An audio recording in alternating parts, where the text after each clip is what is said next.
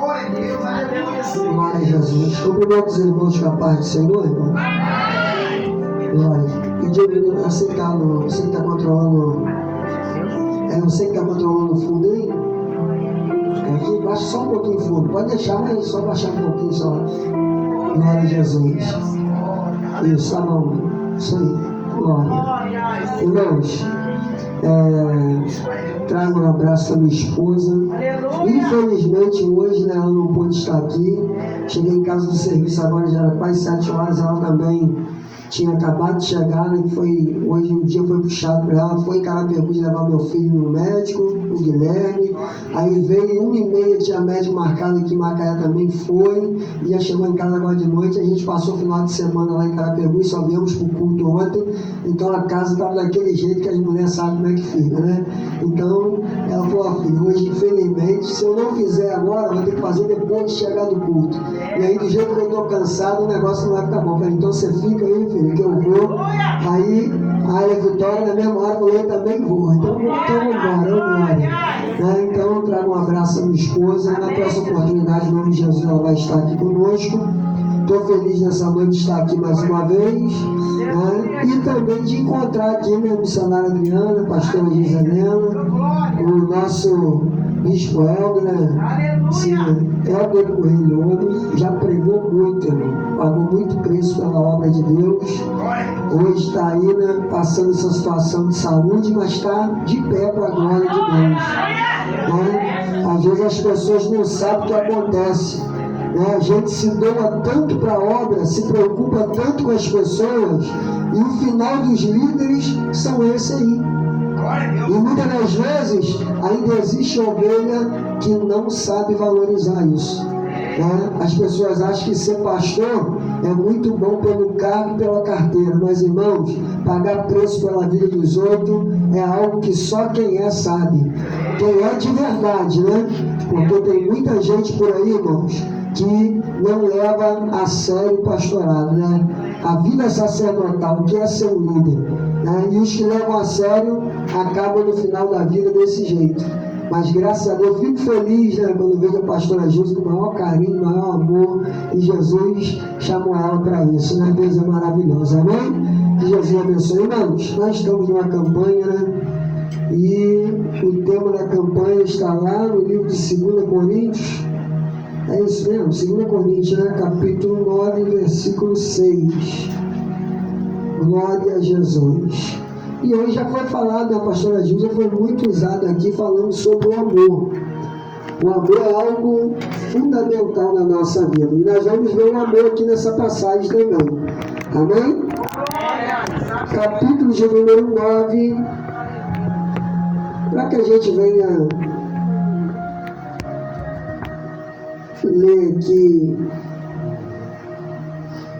os irmãos depois, né, em casa, quando puder, começa a ler o versículo 1, esse capítulo 9, você vai entender aquilo que Deus colocou no nosso coração, que nós vamos falar aqui hoje, amém? Aleluia! Versículo 6 diz assim: eu digo isto, que o que semeia pouco, pouco também ceifará. E o que semeia em abundância ceifará. Cada um contribua segundo o que propôs no seu coração, não com tristeza ou por necessidade, porque Deus ama o que dá com alegria. Vamos ler o 8 também?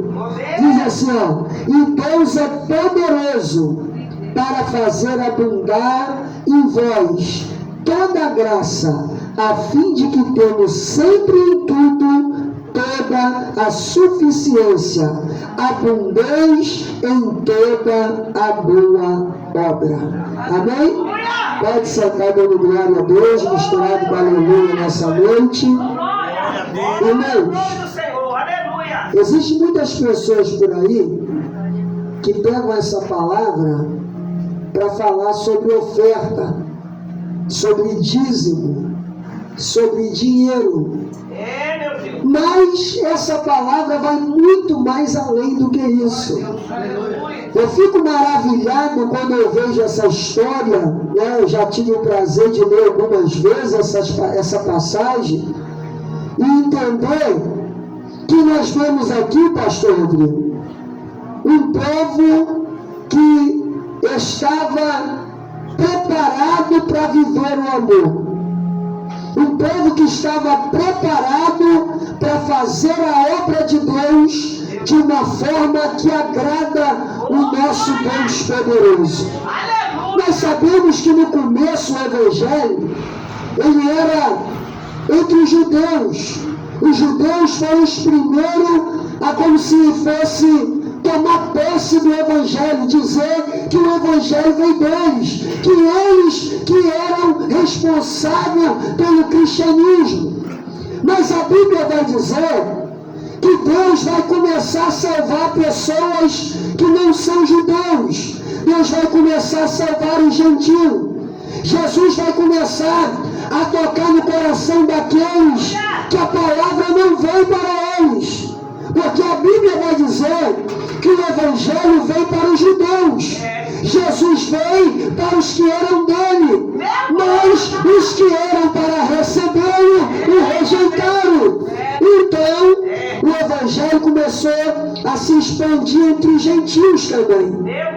Mas a Bíblia vai dizer que o povo judeu não arranca soberba do coração. E eles continuam achando que o Evangelho só era o que eles pregavam, que eles eram os verdadeiros cristãos, que só eles podiam falar de propriedade sobre a obra e sobre a palavra de Deus. Mas aqui, irmãos, quando nós chegamos aqui nessa passagem, aonde o apóstolo Paulo está escrevendo essa carta aos Coríntios, a Bíblia vai dizer que o povo de Jerusalém, o povo judaico, estão passando por uma tribulação muito grande. Deus começa a permitir que começa a haver dificuldade e perseguição aos judeus. E quando começa a perseguição aos judeus, a palavra de Deus vai dizer que o povo começa a vender os seus bens. O povo começa a entrar numa crise financeira. Começa a ser perseguido pelo governo. O povo começa a ter que vender propriedade, ter que vender fazenda.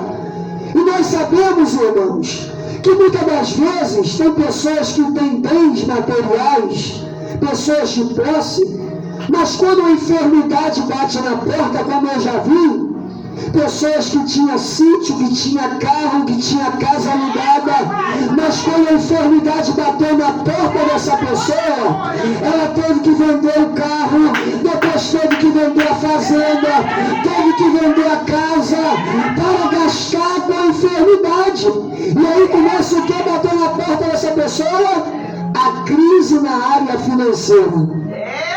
O nosso Deus é maravilhoso, irmãos.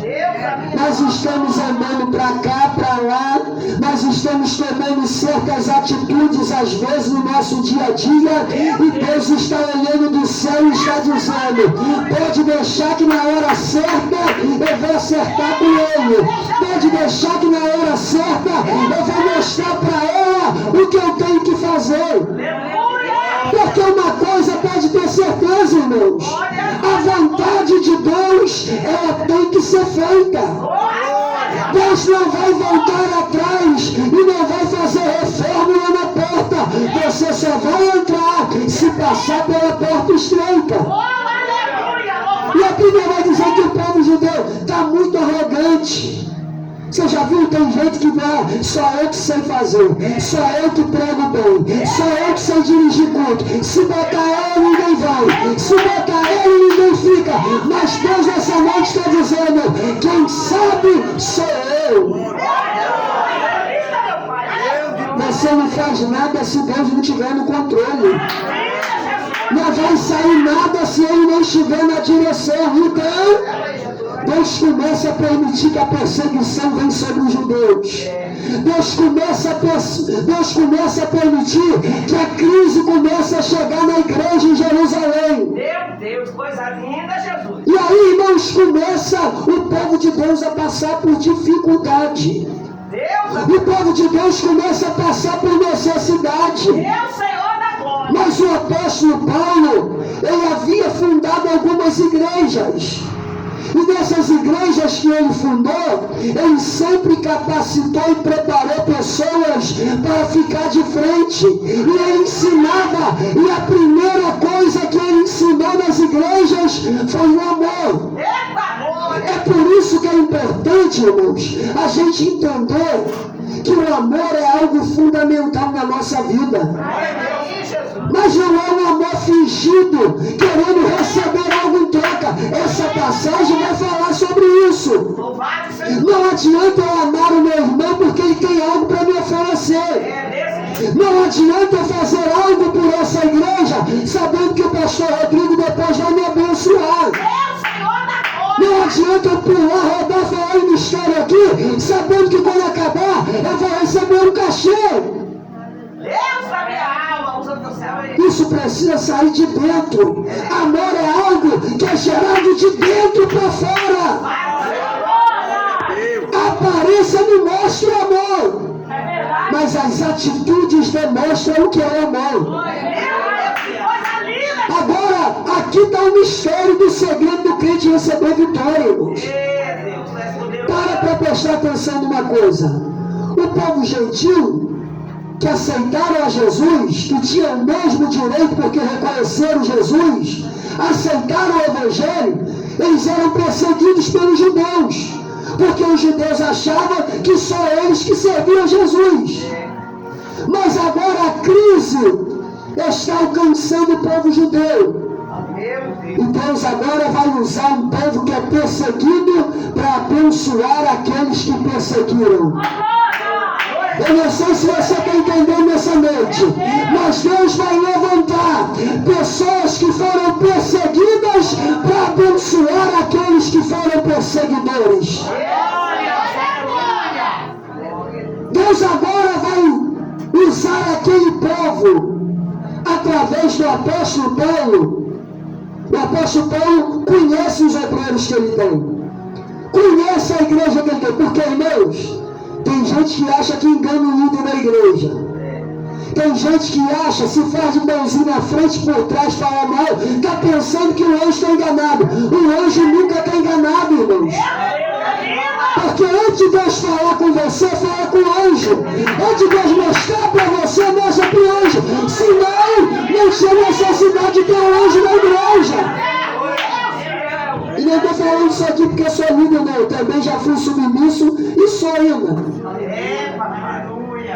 Agora, o apóstolo Paulo conhece, e a Bíblia vai dizer, se você ler aqui, começar a ler do capítulo, versículo 1 e diante, ler todo esse capítulo 9 de 2 Coríntios, você vai ver que o apóstolo Paulo vai dizer, olha, vou mandar alguns representantes aí, estou mandando essa carta, porque eu tenho falado bem de vocês por onde eu ando.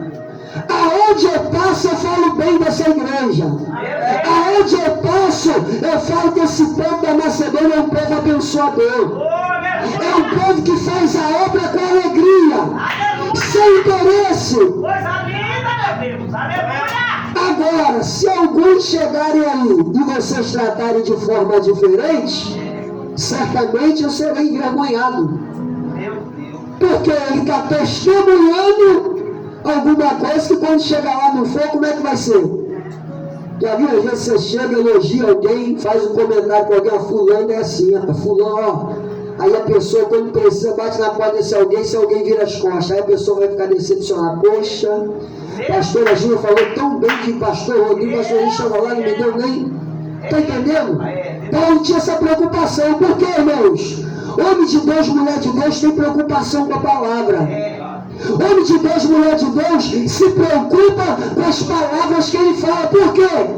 Porque ele sabe, irmão, que se a palavra dele cair por terra aqui, o nome de Deus vai ser o primeiro nome a ser criticado. Porque ninguém quer saber se foi o Rodrigo que vai falar, é pastor Rodrigo, da Assembleia de Deus, bonito, é ele que... Está entendendo? O primeiro nome a ser manchado é o de Jesus, irmão. Então Paulo tinha preocupação, então Paulo logo alertou. Estou mandando alguns aí. Agora tem uma coisa. Eu quero ver se realmente vocês vão fazer aquilo que eu testifico. Porque eu falo para todo mundo, aonde eu vou, que o povo daí é um povo abençoador, que o povo daí é um povo próspero, tem amor. Irmãos, aí o apóstolo Paulo ele vai começar, e aí vai dizer nesse capítulo número 9, versículo 6, estimular a fidelidade daquele povo. Estimular, irmãos, não quer dizer que ele vai fazer aquele povo ser fiel. Não quer dizer que ele vai ensinar aquele povo a ser fiel. Não, ele vai estimular porque ele já sabia que eles eram fiéis. Ele só vai reforçar o negócio. E aí ele vai dizer essas palavras, que é a palavra, irmão, uma palavra poderosa. Agora quando fala, eu digo isto, que o que semeia pouco, pouco ceifará. Ou seja, o que planta pouco, pouco colherá. E o que planta em abundância também colherá. Agora, vamos parar para entender uma coisa, irmão. Quando se fala de plantação, nós que já moramos na roça, eu pelo menos morei, e a minha infância, né, plantava milho, plantava amendoim, plantava aipim com meu pai, feijão. A gente sabe que para toda colheita tem um tempo. Não pense que o que você está plantando hoje vai cair na terra e vai esquecer. E outra coisa, para pensar, você pega a semente, né? A gente que planta manualmente, depois inventaram máquina, né? Bota na máquina, mas manualmente, quem pegou a época de plantar manual, eu peguei essa época aí, né? Com 44 anos, peguei essa época de quem planta manual. Aí papai falava, olha, 4 carocinhos de feijão. Aí ia lá, ele cavava as covas, ia na frente covando e a gente atrás, eu, meu irmão, minha mãe contando a semente. A impressão que dá quando você lança a semente é uma impressão de perca. Você está jogando na terra e enterrando. Meu Deus! A impressão que dá é uma impressão de perca.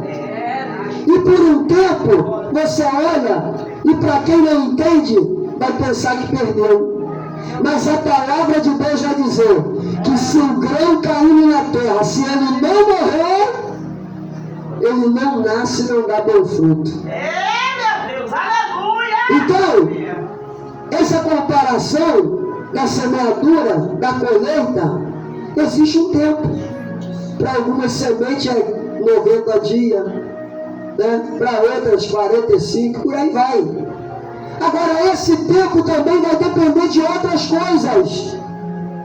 Vai depender do clima, vai depender do tempo. Porque tem pessoas que plantam, mas quando a colheita vem, a colheita é fraca, porque o tempo não foi favorável. Agora eu te pergunto uma coisa, quem está no controle do tempo? Quem está no controle do clima? O homem prevê, mas quem faz acontecer é ele. O povo na roça já sabe a quadra que tem que plantar, o mês que tem que plantar, mas quem dá a palavra final é ele.